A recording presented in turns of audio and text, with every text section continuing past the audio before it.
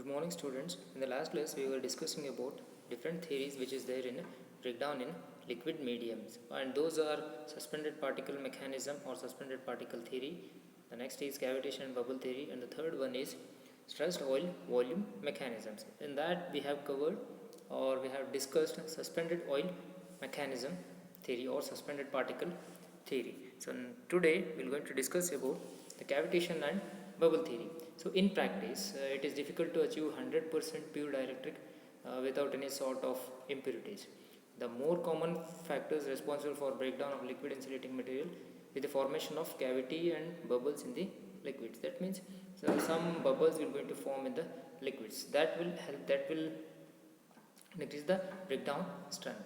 Next, the process. Different processes are there, which have been suggested to be responsible for the formation of vapor bubbles, and these are the suggestions they are given. This gas pockets at the surface of electrodes. So that means some bubbles will be there. That nothing but the pockets will be there on the surface of the electrodes, and then electrostatic repulsive force between the space charges, which may be sufficient to overcome the surface tension. Next is the gaseous products due to the dissociation of liquid molecules by electron collisions. That means some gaseous molecules are there, and those gaseous molecules will separate from one another. In liquid molecules, and which forms an electron collision.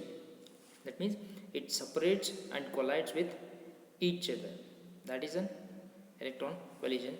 Next to the vaporization of a liquid by corona type discharge from sharp points and irregularities on the electrode surface. In the previous class only, I will explain the concentration of charges.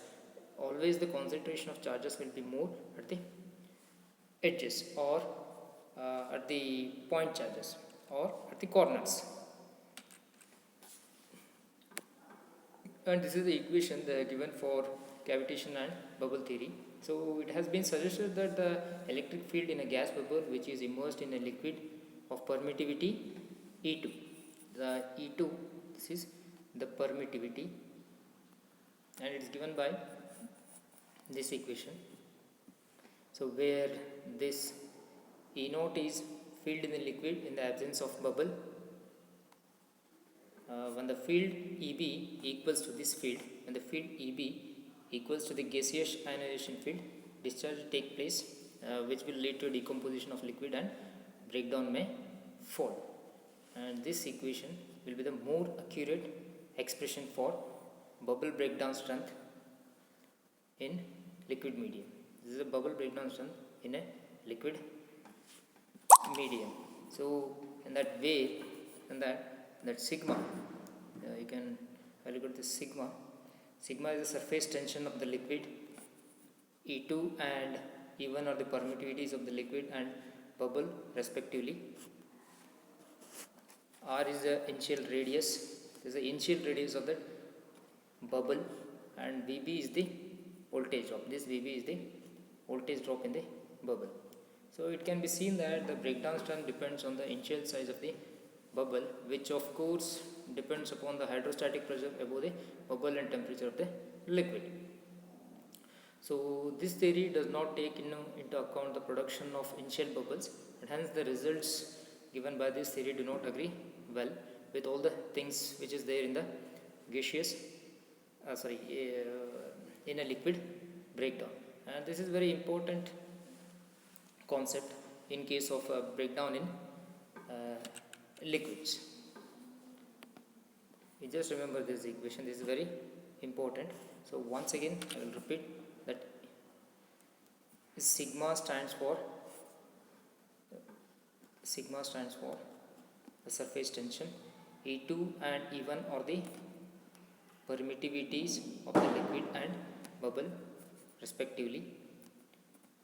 R is the initial radius of that bubble, and Vb is the voltage drop.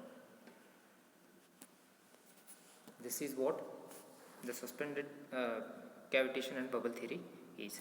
The next theory is about the stressed oil volume theory. So the dielectric field or a breakdown strength of liquid is a function of many things. that is the largest possible impurities which is present in the liquids. So it was proposed that the electrical breakdown strength of oil is defined by the weakest region in the oil. That means wherever the weak region is there, the oil will be stressed. That means if there is any stress, that will be a weakest region.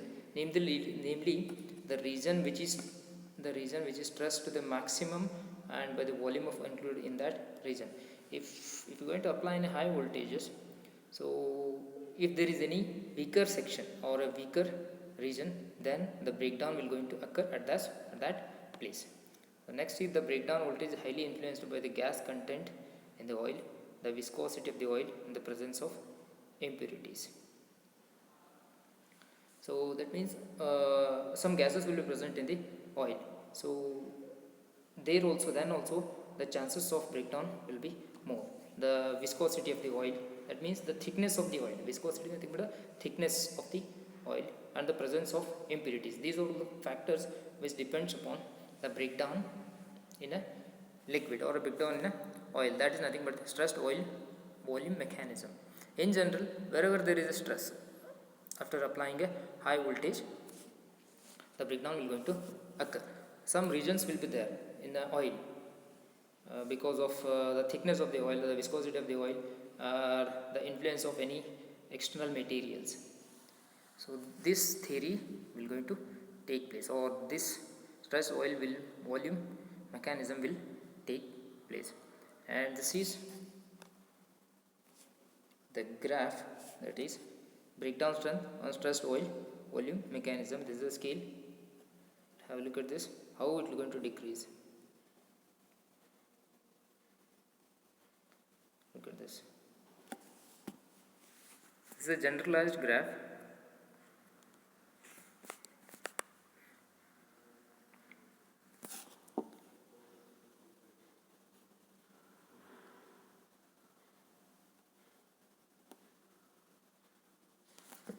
Okay, so next is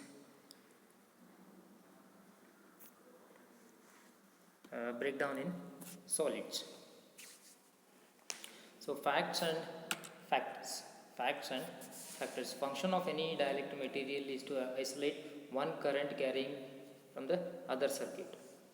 So solid materials have higher breakdown strength than the gaseous and liquid materials. Compared to gases and liquids, solid material having a higher breakdown strength. Some of the factors which are included in the solids, those are when breakdown occurred in a solid, it is permanently damaged. For example, if you take any mass or any a material, if you are going to apply a high voltage, then it is going to break. It is not possible to remake that material. That is what it is telling. And the damaged solid material cannot recover their original breakdown strength. That means whenever it breaks, if it breaks, it will not going to regain its original strength. For example, the magnet. If you break the magnet, it will lose its magnetic property. Like that only the solid material.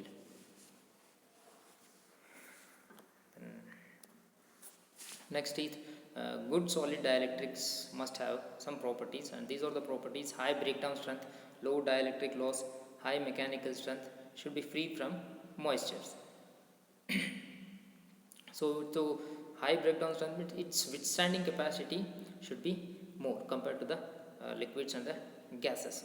And the low dielectric losses should be less, because if losses increases, the property, the output will going to decrease. The high mechanical strength, the